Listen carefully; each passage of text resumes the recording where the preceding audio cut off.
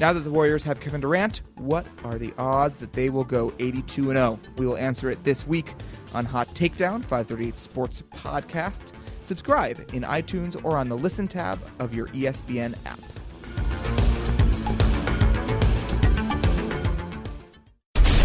And now, Jalen and Jacoby on ESPN Radio. When I pop the trunk, head to death. Y'all pop the trunk, I pop the hood. Now act stupid, I'll pop the trunk. Now give me a boom. He is Jalen Rose. I'm David Jacoby, and we are Jalen and Jacoby on ESPN Radio. What are we going to do, Jalen? We're going to be what they want. Sometimes we do. Sometimes we don't. John Wall gave me what I want because he so perfectly and succinctly summarized my sentiments about the recent decision by Kevin Durant. John Wall said, quote, "At the end of the day, he made the decision that makes him happy. I think a lot of people don't respect that. But you love the game. You play it to be happy, not to be sad and frustrated. If he's happy and comfortable in that situation, you have to respect the decision." Thank you so much, John Wall. He just broke it down to human emotions, just the state of humanity. I want to be happy. This game makes me happy. If I play in the Thunder, I'm going to be frustrated and sad. If I play for the Warriors, I'm going to be happy. Thank you, Mr. Wall. It just shows the weight that a franchise player has to carry. And John Wall, he can understand that. And John Wall is learning that in Washington. So I wrote down a few buzzwords that he said there. Okay. Happy, respect, love, sad, and this last one sounded personal. Frustrated. Mm-hmm. He did. It did seem like he was projecting a little bit. And so, but that's what the beauty of sports is. It teaches you how to deal with adversity, how to deal with success, how to deal with failure, and eventually try to overcome. And so for Washington, John Wall, as their face of the franchise, the guy that's been in the All-Star game the last couple of years, he now sees that, man, in order for me to consistently be on the contending team, I need to play with a couple of more All-Stars. Mm-hmm. And if your team isn't drafting them or acquiring them, then it can be tough for a team that is in or out of the playoffs, hovering around the 7th or 8th seed versus being out like they were this year. And I think a lot of Durant's decision, and John Wall was projecting a little bit, but Durant's decision, it's not just about the 82-game regular season. It's about every single day, at least 9 months a year. You know, the people that you're around, the city that you're in. It's happiness versus sadness. He made the decision to make himself happy.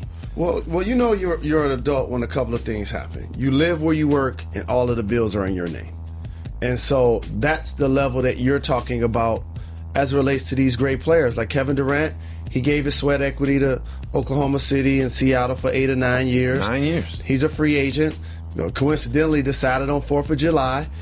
Independence, baby. Correct. And he was a free agent. And yes, I was disappointed by him joining a team that just eliminated a team that he previously led in the playoffs.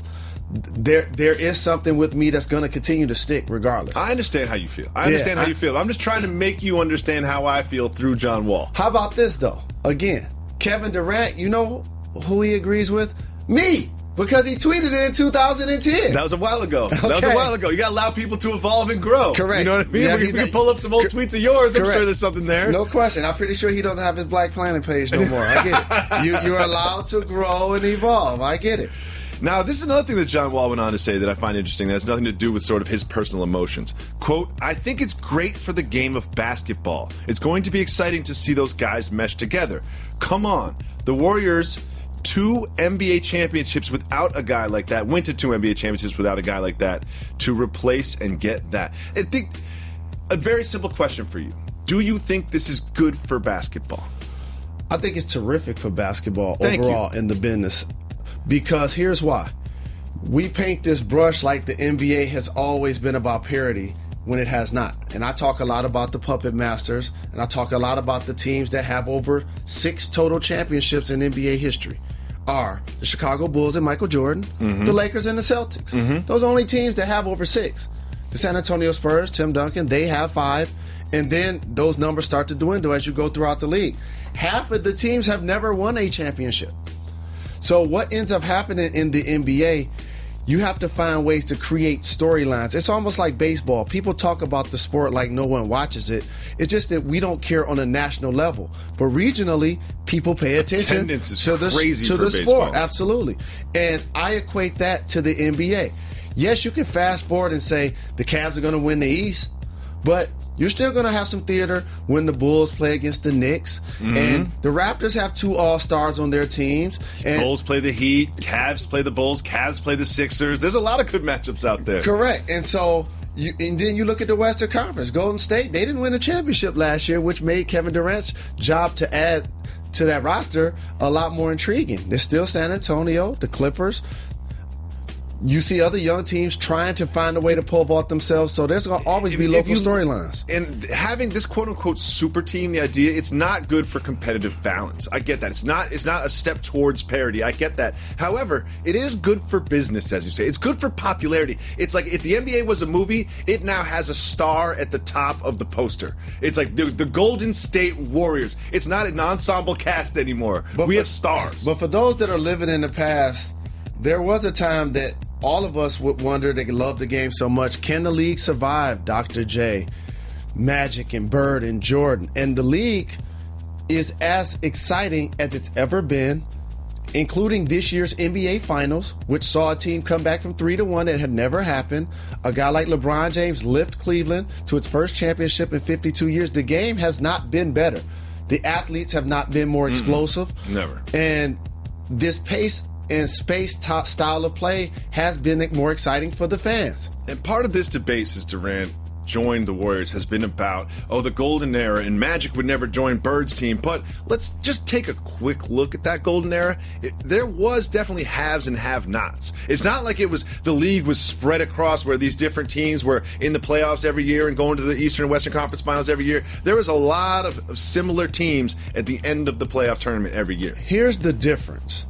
I could name you some successful, notable teams that had really terrific players in the 80s and 90s. The Dallas Mavs come to mind. The Cleveland Cavaliers come to mind. The Denver Nuggets Jazz come to mind. Utah Jazz, teams that never won a championship. But while we talk about the golden era of the league, what ends up happening is fans and media only get stuck on talking about the game like only 4 or 5 people ever played. That's truly what happened. And also what has changed is those teams still had notable players. Like Atlanta, they didn't win a championship. They didn't have Michael Jordan, but they still had Dominique Wilkins. The human highlight. Correct? So they still had their player that they can root for and take pride in. And the same with so many other teams in multiple conferences. So that, to me, is what has changed. Each team does not have an anchor player anymore. And that's where forming of super teams, we have 4 All-Stars on one team, and things like that does skew the balance of power. I do agree with John Wall that it is good for basketball. However, let's just be honest. Let's just be real. If you're a Wizards fan right now, and you read these quotes, you're looking at John Wall like, oh no. Like, we better draft well. We better hope Otto Porter comes into something. But that's what it should be anyway. Like, when you have an all-star caliber player on your team, the goal is to try to stack them, see how many you can get and how many rings you can get. That's where the game has gone. And so we can't necessarily blame the player when we only talk about success and we only judge lists and who's the greatest of all time. The first thing we note is how many rings do they have. Rings.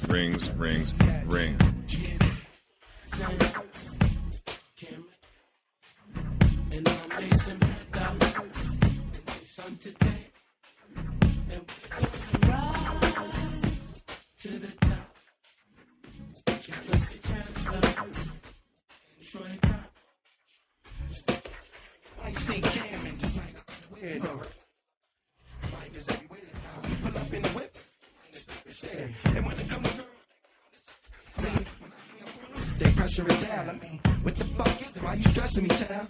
It be one thing, but that's in my style. But when I go to court, you know the dress of the trial. You're not my wife. So if I head, I'll be found. You better be down. Better be down. Threaten me now, let me down. No girl letting me down. Are you sexy and thong? Sex and it's flex and your head be the bone. I get you that shit. Rescue skate on.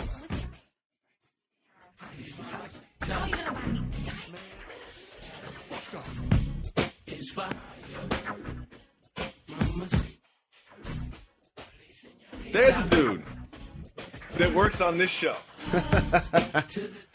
who helps. He works with DJ Motown Clown, a.k.a. Jalen Rose, on selecting some of the music that goes into this show, which he does a great job. He does a great job. Shout out to Reggie Hood. And if you're the headlining DJ, for me, he's been the perfect understudy because I don't have to email him each day and go song for song with him.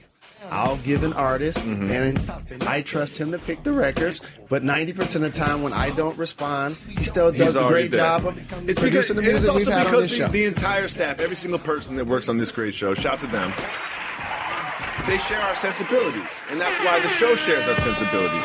However, we had a little problem with Reggie. Yeah, we found a glitch in this relationship. We found a glitch in the matrix. That we need to work something out. Yes. I'll tell you why. This is really personal. When Cameron came up, the great Cameron Giles of the Diplomats, of Harlem, New York, and we can make legend in the game. And we can make this about sports for those that, this is a basketball show. He actually had some hoop game, too. Oh, yeah, he did. So did Mace. Both on this song, by the way, Horse and Carriage. Both could play. You got to throw that out there. Both played. Riverside, I believe they played at. When Cam came up, he said, Killer Cam is trash. Oh, my goodness. Hey, you know what? He said he was hot garbage. Hey, you know what?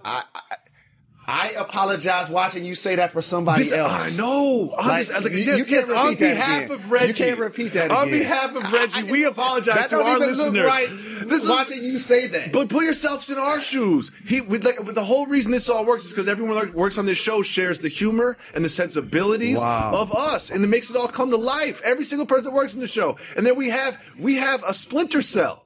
We have an undercover.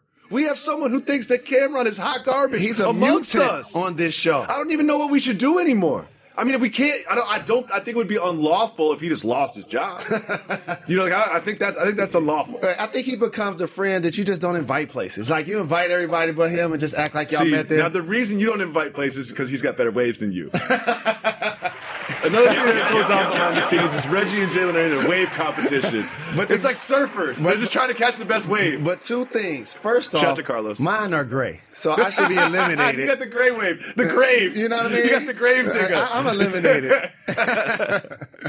Thank you so much for downloading Jalen and Jacoby. We're on ESPN Radio generally, but today we're doing the podcast just for our podcast What did you listeners. say about Cam again? I don't want to One of the greatest MCs I don't want to repeat to ever I'm grace frustrated he's still a works microphone here. I can't believe this. With spit and verbiage. Just stop. In game? I'm getting upset. I'm trying to stay in a good place. Dipset? I'm trying to stay in a good place. Dipset, we got you. Okay. You know, we got to put up that picture of me and Cam in our furs now. Yeah, we have to. Let's just put it up right in front of Reggie. Let's just not even put it up in the studio. You know what? We getting Cam on the show. Let's get Cam on the show, and I'm gonna introduce him to Reggie, and then just wink. While we backtrack on what Reggie said about Cam, Al Horford is backtracking on what his father said about his decision to join the Celtics. His father intimated. He didn't intimate. He just straight up said it. Here's the quote from Al Horford's dad about Al. There wasn't as much motivation for him when he saw all the empty seats when they were winning, talking about Atlanta. He said, quote, he said to me, Dad, when we were playing Boston, they were down 15 points, and they were cheering their team like they were winning the game. They're so into the game. That's being able to buy into a history of an organization that has won multiple championships in multiple decades. It's almost funny to me when I run into some of my friends and people that are big-time Yankee fans, and they be running around like they have 27 championships in their lives. Mm-hmm. You embrace the history of a team. And so for the Atlanta Hawks, they've had some peaks and valleys of being a playoff team, recently winning 60 games, having 4 All-Stars, having the Coach of the Year. But I think his time there just expired more than anything else. House. And also, Millsap emerged. And when you see where the game is going, Millsap was the best power forward in the Eastern Conference last year. Yeah, I said it. And so now, when you look at Al Horford, he can play the 5, but to me, he can be a lot more effective when he can play some minutes at the 4 as well. So there's a basketball thing at play. I respect his dad because he played in the league. He knows what he's talking about. He's been around the corner. And yes, the Boston Celtics fans are going to cheer when they're down 15 because fans. They have a history of watching greatness out there on the floor. And another thing is, you know what makes fans cheer? Winning Championships, winning. You know what? Like Atlanta fans, yeah, they had a good season. Like, oh, they weren't cheering enough. The attendance wasn't enough. That was for one regular season. If you win for 4 or 5 years and you win a championship, guess what fans are going to do? They're going to cheer. So it's not like the city of Atlanta or those specific fans are any different than another fan base. There's just a history of winning in Boston. There's a history of passion for that team because they've got so many banners in the Raptors. It's strange when the NBA Finals come, there are no empty seats. Yeah, no. Regardless of who's playing, right? Yeah. That's it. There was an interesting event, a WNBA game in Minnesota. Obviously, Minnesota is where one of the tragic deaths via police officer happened. There was Philando Castile was pulled over for allegedly having a broken taillight, and he was then shot 4 times and bled out on Facebook Live. The Minnesota Lynx wore T-shirts. On the front, it said, "Change starts with us, justice and accountability." Change starts with us, justice and accountability. On the back, it featured the names of Philando Castile, Alton Sterling, and the shield of the Dallas Police Department, where there was a tragic incident in which multiple Dallas police officers were shot by a sniper. So this is their piece of activism. We've seen this before on NBA basketball courts, T-shirts, making statements, and this was no different than that. There is a little wrinkle in this that was interesting. There were 4 off-duty police officers that were working security at that game that, in reaction to the T-shirts, decided to walk out of the game. And I find this interesting because if you read the T-shirts and listen and look at every single word in the T-shirts, change starts with us, justice and accountability. And then it's a representation of the tragic people that passed away, both the police officers and the civilians at the hands of police officers. It's a pretty bulletproof T-shirt. It's unassailable. I mean, are you against justice? Are you against accountability? Are you against mourning the death of people that tragically died? Like that's the part that gets me a little bit is the T-shirts themselves were not so much a political statement as much as a recognition that we need to change. I'm glad I finally get on wax about this topic because since this civil unrest has taken place and really erupted over the last 2 weeks, I've purposely not said anything, not tweeted anything because I wanted to make sure that my thoughts were not divided or taken out of context. So I'm glad you brought this up. A couple of things. I remember there was a situation in Michigan. A gentleman named Malice Green had an issue with the police. We know about the Rodney King situation that happened on the West Coast. The reason why the uprising is happening is not because the incidents are new. It's because they're now being videoed.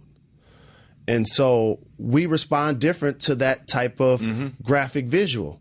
When you see what Greg Hardy did and you read the police report, but you saw what Ray Rice did and his was on video. Watch the video. One of the guys never played in the NFL again. And the unfortunate thing for law officers, who I have a tremendous amount of respect, and for anybody that wants to disrespect or demean their jobs, just think about it like this. Something happens at your house tonight, you're going to call 911. And you know what else? You're going to expect them to not only be there to protect you, but also be able to eliminate any situation that forced you to call. In your greatest times of need, those are the people that you turn to. Correct. And so I have zero animosity towards them overall. But there are some bad cops, just like there are some bad people. There's some bad apples in the bunch. But the problem that unfortunately truly takes place is what nobody is saying, and that's what I want to say right now, is we are a country that fostered slavery. We are a country that had it to a point where blacks were looked at as being 3/5 of a man. We had Jim Crow laws. This truly took place in this country. And there were a time when you were trying to enforce your segregation. The people that were put in front of the communities to actually carry that out were the police department. And so those relationships didn't happen 100 years ago. We're talking late 60s, where the police were still hitting people with clubs, sicking dogs on people for what at our time was a country that wanted us to be divided. And I love our great country so much, and there's so many great victories that I could note. I'm proud when Barack Obama gets elected twice. I'm proud when Harriet Tubman, if it ever happens, gets on a $20 bill. Like I can name some minute and some major things that make me so happy to be a United States citizen, and I'm glad to call this place home. But KRS-One, I remember in a record growing up, and it sticks in my mind when he used to say, overseer, overseer, overseer, officer.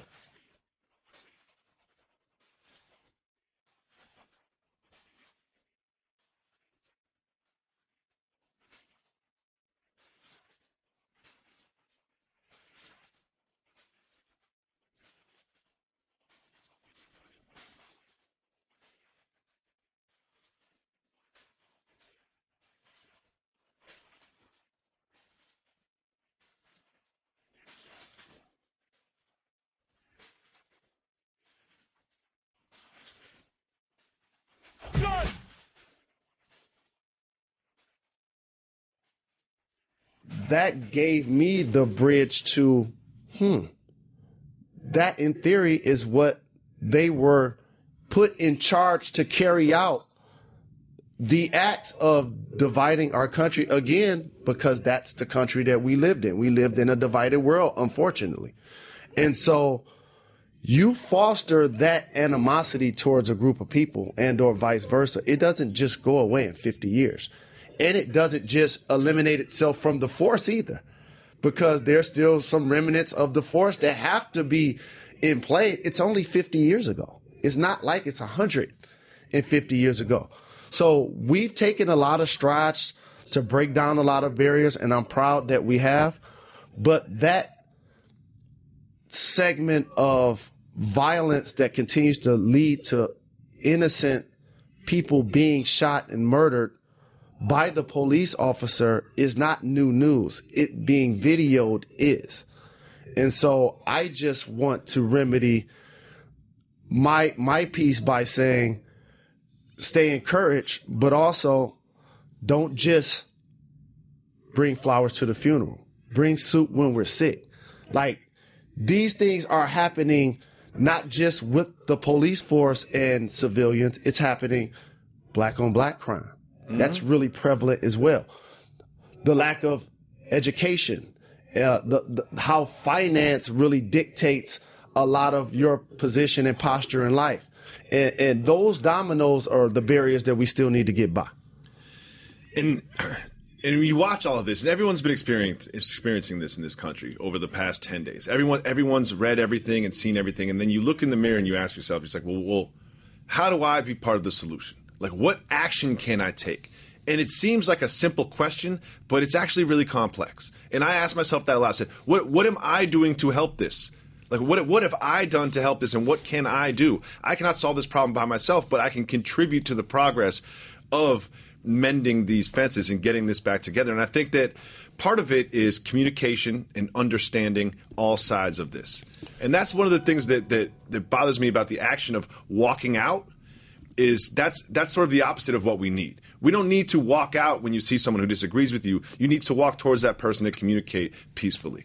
And that's one of the things that bother me about this. Is I understand that if they feel that this was disrespectful to the force, or they feel that this wasn't the place for it, these police officers that left, that's fine. But the symbolism of just turning your back and walking away from someone who disagrees with you is against getting progress, walking towards each other, communicating.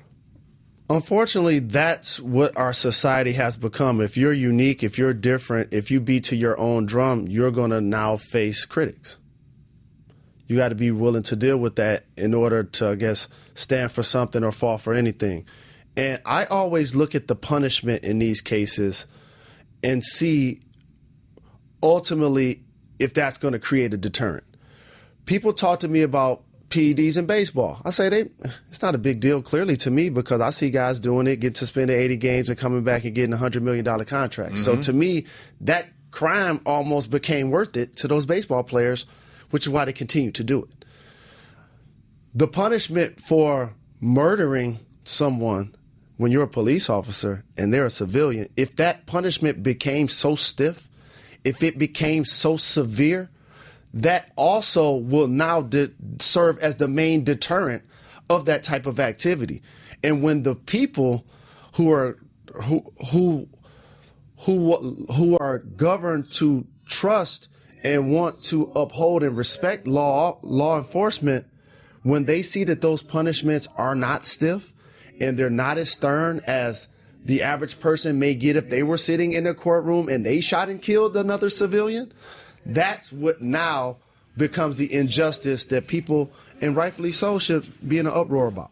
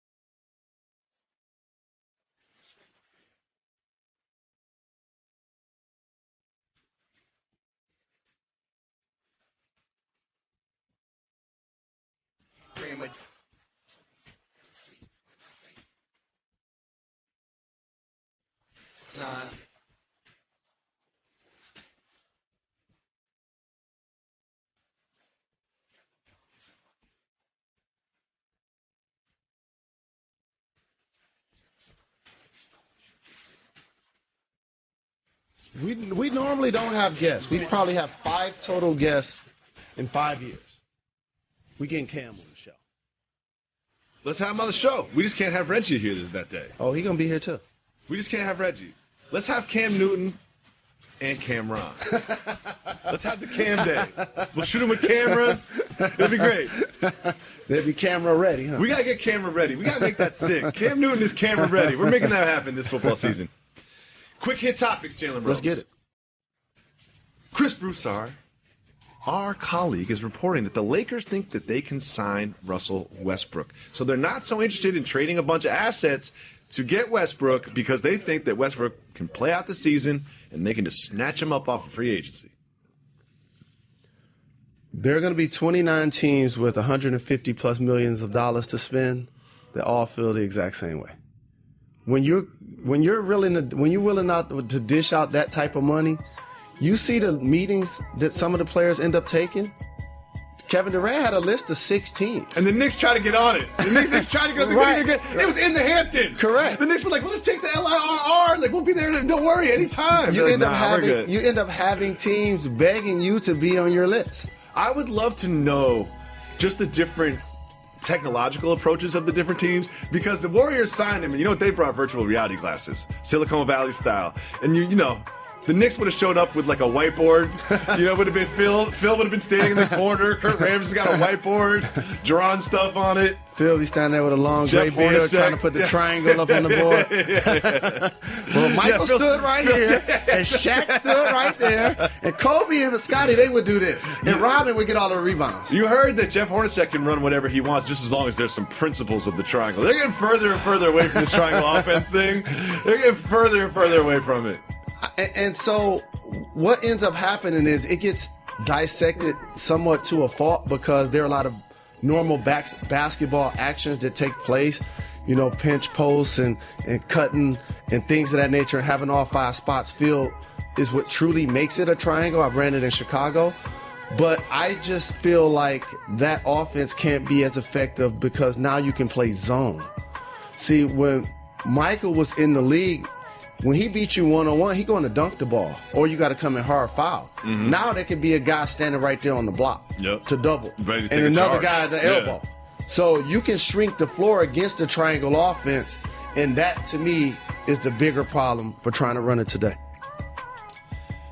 Your first name is Jalen. There's a lot of Jalen's out there. A lot of Jalen's starting to get drafted, one of which is Jalen Ramsey, the new Jaguar. Well, he tweeted one of his dinner plates. It was, I how do I explain? Let me just explain some of the elements that were involved. Okay. First of all, the plate is styrofoam. Okay.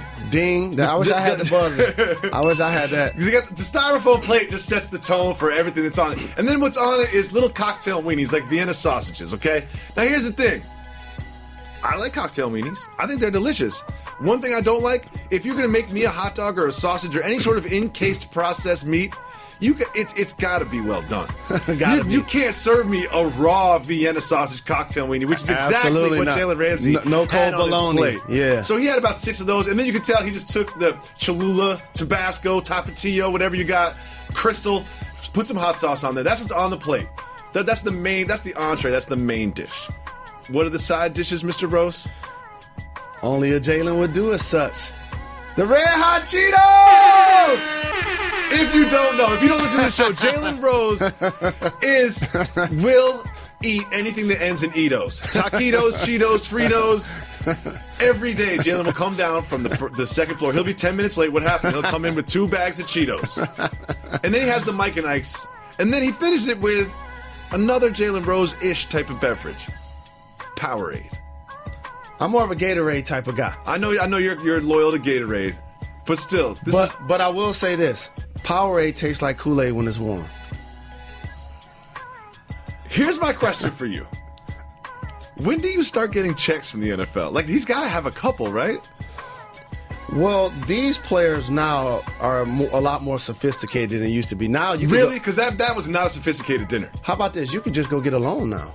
Or you could just get the money fronted from your agent or something now. So or you can get yourself a Nathan's hot dog. You can tell at the draft that these players now have budgets. Mm-hmm. So I can't say nothing about what he was eating. I would have ate the exact same thing except I would have fried the bologna, cut a couple of slits in it. Don't want it to bubble. Yeah. Just a big shout out. Hannah Davis, Derek Jeter were married over the weekend. And just to put this in perspective of just how someone can change over time, he is now in an eternal wedlock with a young lady. And here are some other young ladies that he was in lock with, but maybe not eternal. Mariah Carey's on the list. Jordana Brewster's on the list. Vanessa Manilo's on the list. Jessica Alba, Jessica Biel, Adriana Lima, Minka Kelly, and finally Hannah Davis. Now that's just a sampling. Those are the ones that found their way to wax. You know what I mean? Those are the ones that we know about. But if you look at this list, it's almost like a chronological sort of like record of who was the most popular, hottest lady of each year up until his nuptials. This probably be a bad joke, but was that list oldest to youngest? I think it was chronological. That's why. I think that was chronological. I think that's what it was. And I don't think that's the full list, and we both know that. But again, he's in his 40s. Good for him. Yeah, he's in his 40s. Good for him. Do you know who's happy about this? Secret winner? Leonardo DiCaprio. He's like, that was my stiffest competition out there. It was like, now it was me and Derek, and now it's just me. Rich Homie Quan, you're familiar with Rich Homie Quan? Yes, indeed. Young rapper from indeed. Atlanta. You know, they were doing a thing, Hip Hop Honors, where Lil' Kim was honored, and Rich Homie Quan was brought on to do some Biggie lyrics. He didn't know the Biggie lyrics. So you and I could both we can both understand saying ridiculous things into microphones, having embarrassing moments in front of microphones, not being prepared for performances. You and I mean, this is what we do every day. Right.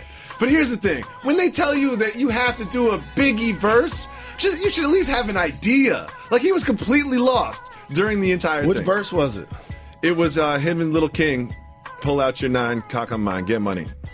Get money. Got it. Yeah. It wasn't even long. It was like 4 bars. Yeah, Rich Homie Quan couldn't pull it off. Yeah, got to know that backwards. You got to know that one. James Harden wrote a letter to his Rockets fans. And in the letter, there's a little shot, little mini subtle diss. He said, quote, "We're not a super team, but just a group of guys that want to work hard to be the very best." And my question for you is this, I feel like LeBron feels this way. I feel like James Harden feels this way. I feel like the Clippers feels this way. Do you think that the other teams are finding comfort in being the David to the Warriors Goliath? No, it's just them embracing what I said earlier. Like, just because you're not on paper scheduled to possibly win 70-plus games like the Warriors may be scheduled, that doesn't mean you can't have a successful season. And the Houston Rockets changed coaches. They added Ryan Anderson, who's one of the best stretch fours in the game. James Harden, he basically led the league in scoring. I don't know. First off, the guy who scores the most points, he led the league in scoring. That was James Harden. Come on, NBA. Yes. It's a simple metric. Like who is the heaviest person? Let's both step on the scale and see who's heavier. Okay, because the one with the highest total, that's who's heavier. Who's the best scorer? Who's the scoring champion? The one who scored the most points. How about this? James Harden scored the most points the last 2 years, but when you look at it on wax, it's going to say Russell Westbrook and Steph Curry led the league in scoring the last 2 years. I have a good question for you. Who was the MVP of the league last year? Steph Curry. Who did the players vote as the MVP of the league last year? James Harden. Who was the MVP of the league this year? Steph Curry. Who are the players going to vote as the MVP of the league this year? If they voted before the finals, Steph Curry. If they voted after the finals? LeBron James. Interesting. I'm really interested to see how that one plays out. The first guy to lead any series, any round, in points, rebounds, assists, steals, and blocks.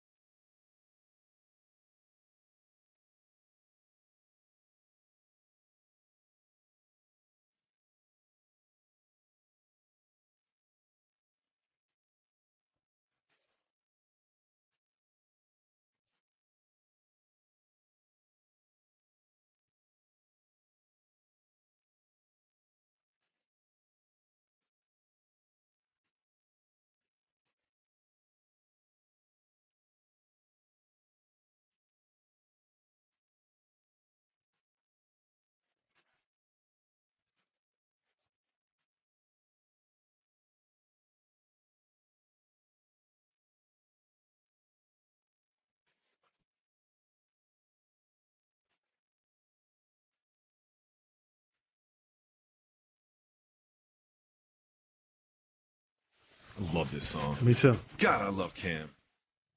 I love Cam just as much as I don't like Reggie. Listen to Jalen and Jacoby. Thanks for tuning in. This is a podcast-only episode. No radio show today. What are we doing this show, Jalen? Get the people what they want. You did a little misfire there. You all right? Well, no, I was going to actually say even on our day off. This isn't a day off because we're right here in the studio. No, this should have been a day off. This is not a day off. No, the staff could have used the day off. Staff is fine. Reggie's going to have every day off soon. We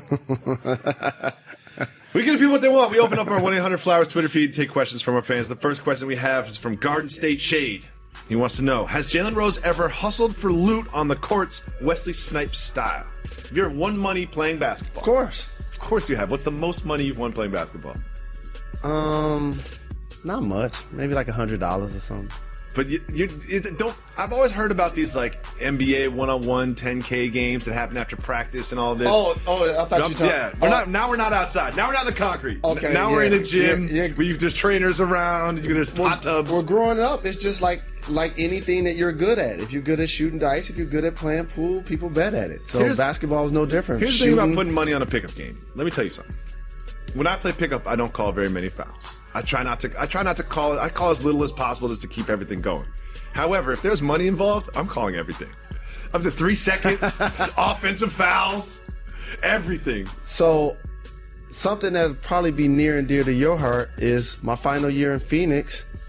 I used to play my teammates for $10,000 in 1-on-1. That's not near and dear to my heart. Well, this is what's going to be near and dear to your heart. One of the individuals I beat was Amari Stoudemire. Thank you, Mr. Rose. Thank you very much. I figured you'd appreciate that. Can you share with the fans why you appreciate that? Nope. Bill wants to know, what's your favorite alcoholic cocktail? Red wine. Huh. Not a cocktail. Correct. Okay. Good answer. Silas wants to know, Dominus. G-Unit or Dipset? Dipset. Dipset all day. This is Cameron's day. However, there's no disrespect to the great G-Unit. I love Lloyd Banks. Lloyd Banks is another one of the most underrated rappers out. But here's the thing. I love Lloyd Banks. So that's almost unfair to the Dipset because 50 became a multi-global artist and entrepreneur. And he is a part of G-Unit. You could say that how do I like put 50 this? became a conglomerate. What Cameron did is he opened the door and Joel's and Jim, Freaky Seeky, Hell Rel, to some degree, he opened the path for them, and they both became stars in their own right. You don't see Tony Ayo selling a lot of albums or making a lot of appearances. You don't see Lloyd Banks doing a lot of stuff. Young Buck. Big shout out Lloyd Banks. I love Lloyd Banks. Presley wants to know, how many Pokemon have you guys caught? Now, this is sweeping the nation. This is one of those things that's just taking over the public's conscious. However, sometimes things happen like that Jalen Rose is not plugged into. Do you know what I'm referring to? I do know what you're referring to, and correct me if I'm wrong. I'm sure you're going to be wrong, but that'll be the fun part. No, I remember seeing something that was basically fatal, and that's people were luring kids by the Pokemon game, and a couple of kids got injured. That's actually what I heard about the story. So Pokemon Go is a new app where it's basically your camera phone, and you walk around with your camera out, and fictional characters, Pokemon, will pop up in your environment, and then you shoot fictional Pokeballs at them, and then you can capture them, and then train them to fight other Pokemon, okay? This is what's happening right now. People are walking around with their phones, just walking around the streets in their phones, so they can catch Pokemon, so they can battle each other. However, some people use this in their advantage, is they would lure people to a certain secluded area and then rob them. Boom. That's what I heard. Mm-hmm. How many have you caught? 0. Yeah, me too. I don't play those games. No. Jay Ideas wants to know, how late is the ESPN cafeteria open? Good question. People have a lot of curiosity about the ESPN cafeteria.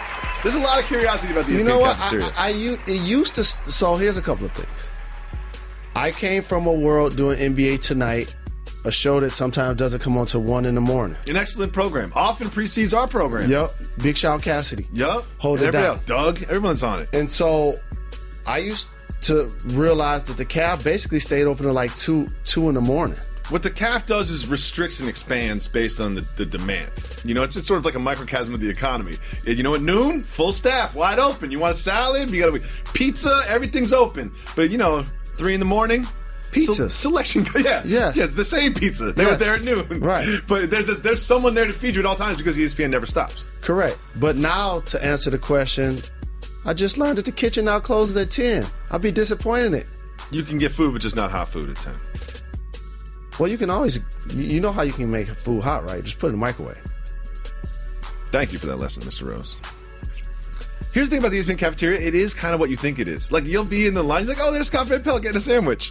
It's like, yeah, correct, here he is. Oh, he's right there getting a sandwich. But you know what? One thing I can't front. The ESPN caf tastes good. It's pretty good. They got healthy options now. It's a forward-thinking caf. It's not like your college cafeteria. Because here's the thing. I like to watch my food be cooked fresh. And they do that. Mm. Here's a food thing that my wife Salmon, has turned me on chicken, to. Here's my wife has done. Steaks. My wife has ruined Make a fresh lot salad. of great, like lemonade is a great option for healthy meals. However, my wife has a philosophy that I now adhere to. I want my food cooked for me. Don't make a bunch of food for 50 people and then scoop off my 1/50th of it. Oh no, I want mine made to order. Thank you very much. Hold on. Put the cultural brakes on for a second. This is why people of my ilk. What do you mean by that, Mr. Rose? My color. What do you mean by that? We normally don't order exactly how you see things on the menu. We'll make up a menu quick. Like, we go straight in there and be like, we'll mix match 3 or 4 change things. things just to change them. This is what we do. And one of the reasons is so I can not only have my food custom, but I can have it unique, to your wife's point. Even if I go to McDonald's, I'm going to order something that they got to make fresh. It's a good strategy. Like, I want the filet of fish with no cheese. They make that. I know, but you know what I'm saying. I know what you're saying. Bring the beat back, Reg. Poppy Coon wants to know. Extra tartar.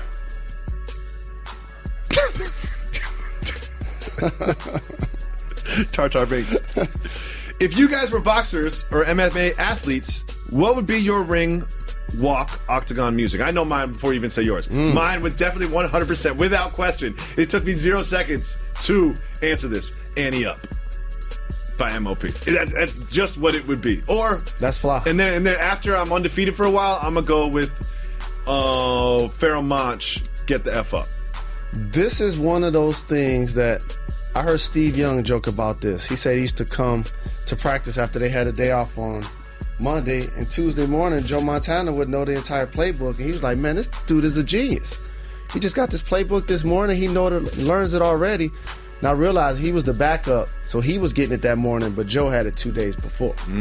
So my point is, you killed that. You had a great answer prepared. You saw the questions. I can't even think of a record better than the ones you picked. Can you answer a yes or no question? Annie Up, that's classic. I'm not going to even. Can you answer a yes or no question Sure. for me? Before we take the segment, did I say, hey, this question's coming, can you pick a song? Yeah, but I don't always listen. Okay. Well, how about this? Okay. You know what? Okay. I'll give you one. How about this? No, you don't have to now. I got one. No, I don't want to hear it anymore. So even Tupac Under Poppy Pressure. Coon just tweeted again. He said he doesn't want to hear your answer. Big Crown wants to know, Yo, Jacoby. I like to hear address me like that. Yo, Jacoby, will you and Jalen do research for your appearance on First Take on Friday? For those that don't know, Jalen Rose and David Jacoby will be hosting, along with the great Molly Karam, on First Take on ESPN2 this Friday.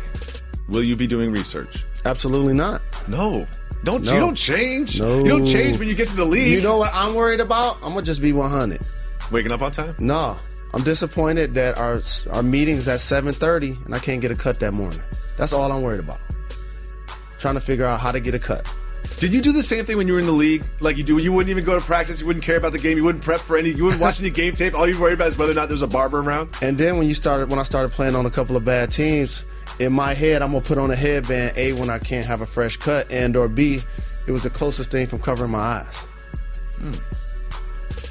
Well, tune in, First Take, this Friday. It'll be Jalen Rose and David Jacoby.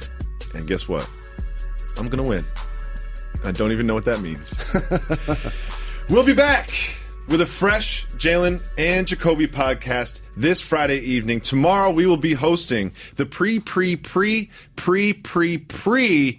ESPY's Red Carpet Show starting at 5 Eastern on ESPN. Make sure to check us out. You're far too kind. We'll be back on Friday. We out here. They know we out here. Hey, I'm Chad Millman, and did you know that Phil Steele has forgotten more about college football than you'll ever know? And on the latest Behind the Bets podcast, he reveals all in his summer betting guide. Subscribe to the podcast from the Listen tab in the ESPN app. Baseball's second half kicks off with one of the sport's fiercest rivalries when the Red Sox travel to the Bronx to face the Yankees. Coverage begins Saturday at 3 Eastern and Sunday at 7 Eastern on ESPN Radio.